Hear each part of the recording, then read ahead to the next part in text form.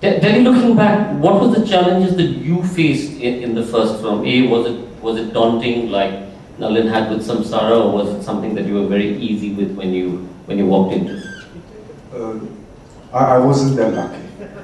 I was lucky because my friend chose me as a partner. The producer is a very good writer, a very famous writer at the time, but he's also a DJ. He's also he write play. He write for the newspaper. He do 10 things a day. So he's my producer. He's also the writer. So there's no script. I only have scene breakdown. Every day, the actor asks me what I do. I said, wait for the facts. The script is coming. The script is coming. And suddenly, it was late in the afternoon. There's no script. I called him and he said, if you push me, I'm going to quit. You find another writer. And then I keep on waiting and waiting, and then the main actor, Tony Leung, he had a chance to make a French movie called The Lover. And then he said, I can't wait anymore. You guys have to wait for me. And then he leave for 9 months. And sitting there with no money, I have to pay the rent. I sold everything. Do you want me to carry on? Yeah. No. Yes. Go on. So I wait and I wait and I wait, and then Tony Leung comes back, and then we finish it within, suppose he's going to finish it in 2 months, but the Golden Harvest only give me 20 days to finish it. So I really hate to be a director at the time. I said, forget it.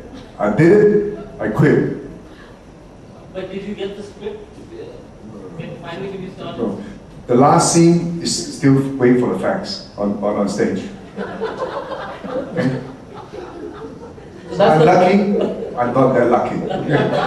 So that's the first lesson. Don't have your producer writing your script at the same time. You made a mistake, because I realized that when you want to make first film, you shouldn't own anything and you have nothing to sell. I'm wanting to make. Nalin, you sort of shot in difficult territory, like you said, when you were up in Ladakh, which, as you just told everybody, is 13,000 foot. In fact, you went up to places where there was really lack of oxygen, etc. Did you anticipate the difficulties, or were there even more difficulties when you got there? And how did you overcome those, and both mentally as a director, as well as because it was, you were in a sense the producer as well? I think in going on in places like that, where there were both things, there were huge advantages and disadvantages, and we did anticipate all the problems we could have, but we had kind of a fantastic base camp, and every day the shooting was like an expedition. It was not like going on a film shoot. You have to think of everything. Where your water is coming, where the food is coming. So it was very, very heavy on production. I mean, the production had to work literally day and night. There is no infrastructure of hospitals and all that. So you always have to constantly think, and as a director, when I had to make I had luckily very, very good production team, because when I shoot, you enter in a trance and you become the most selfish person on earth, which is terrible, because then you can't think of anything else, because you have to get the film somehow out, and whether it's in good sense or you do forget to respect certain things. And we had to do a lot of preparation, like we had to tell our crew how to behave in Buddhist monasteries, to remove their shoes. There are like stupas, so they must be on your right side, and plus I was going to shoot some erotic scenes, so which would, and we had a lot of non-professional actors. We were using monks as cast members. So there are a lot of these delicate balances to maintain. So a lot of things were anticipated, but there were also good surprises. The biggest surprise was all our non-professional actors who came from the region. Many of them had never even seen a film. And they were kids, we had something like 8 to 9 kids, and 2 or 3 of them had an important role, and they were absolutely amazing. I have that experience. I was shooting in Nepal, 12,000 feet. You can't even run. Yeah, you can't run, yeah. We have Yeah, actually, no, we had to have Sherpas, you know, we have camel chasing the airplane. like police to carry all the equipment, you know, because Everybody was shot. We have camel chasing the airplane. I mean, I shot, unfortunately, or fortunately, I returned there because of Ladakh. Last year we shot there, Sharpai Zia, who was in our team. And on one of the locations, every 20 minutes, we had one person going to hospital because lack of oxygen. So how do you both sort of, I mean, what's the trick that you have up your sleeve that when things begin to go wrong on a film set, what do you do to try and overcome them? Is there a secret? Do you go into meditation, or do you start chanting, or you think? My experience, I go first. I'll shoot in Hungary and Budapest, and there's only one day shooting to rental a building. It looks like a bank. And when I get on set, there was no bank sign, and then it was close to 12. And then it's a whole day shooting. I was so frustrated and angry, I throw my sunglasses away and I walk till I get lost. I forgot my phone. I have nothing. So I get a cab and bring me to the police station. I don't know my way back. So I think I have to keep calm, and then you shoot in every different country. You have to know how they make movies. You have to be doing their way, as polite or what. You have to. The first few days, maybe you have to be the middleman. Your crew, their crew.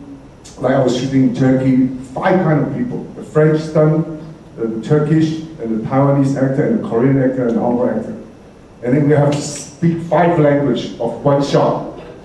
The time is used for the translation, you know.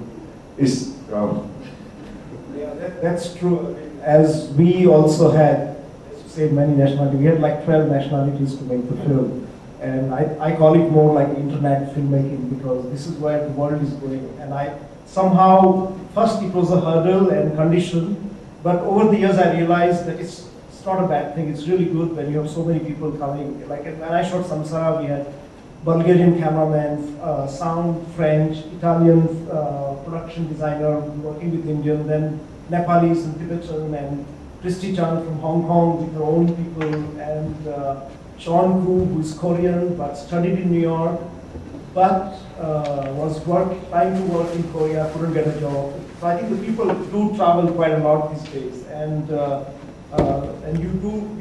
you need to manage their habits when you are there for such a long time.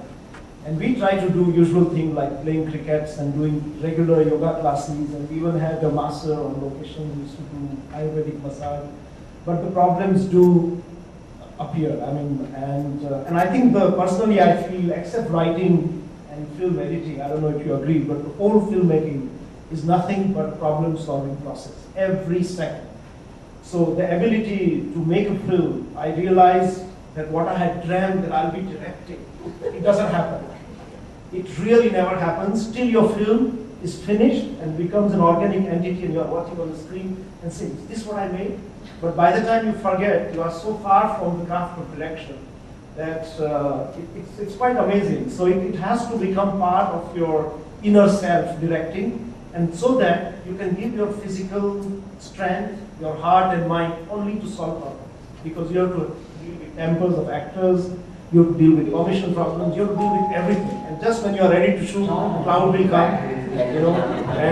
And one day we were absolutely ready to shoot, everything set, the dog ran away because we had seen with the dog, the whole crew is chasing them. So there is like, so, and just like this, we have to just find humor in your film. Otherwise you go crazy. I make jokes on set. Siemens was very. I was a horror. I can't finish the scenes today. I still make jokes to make everybody calm.